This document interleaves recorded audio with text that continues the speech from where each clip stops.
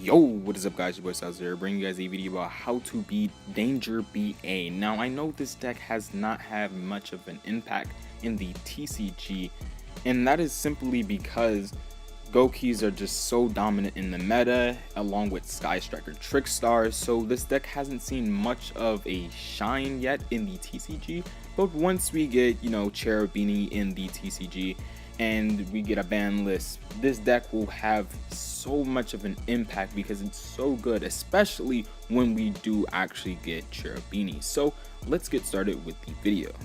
So the first card I want to talk about in this video is Ghost Reaper in Winter Cherries. Now this card used to be very good back in 2016 when this card first came out, and BA was just a dominant force in the meta.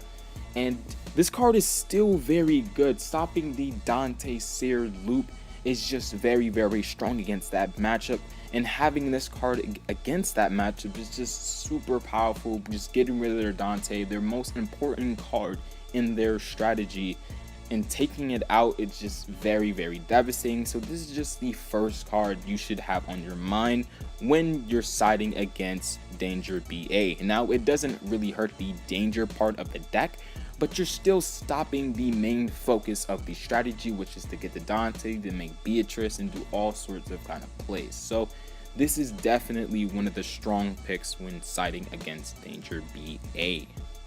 Now the next cards I want to talk about in this video is Effect Negation, like Effect Veiler and Infinite Impermanence. Now these are very situational cards, but against the Danger BA matchup, being able to negate the Fiendish Rhino Warrior is super important and can really stop your opponent from doing anything that turn if you negate the Fiendish Rhino Warrior.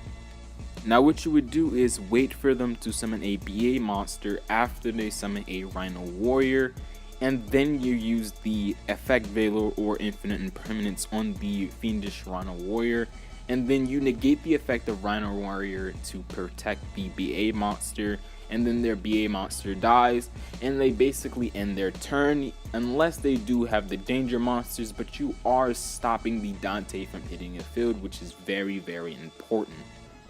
The next card I want to talk about in this video is Inspector Border. Now this is probably the most strongest card against this matchup because you just normal summon this card and they pretty much cannot do anything. They can't special summon their BAs by their effects, and then they can't even use the danger effects in hand. So this card is just incredible, and you just summon this card and you just win the game. And the biggest thing about this card is that this card is good against a lot of matchups like Trickstars and Alter guys.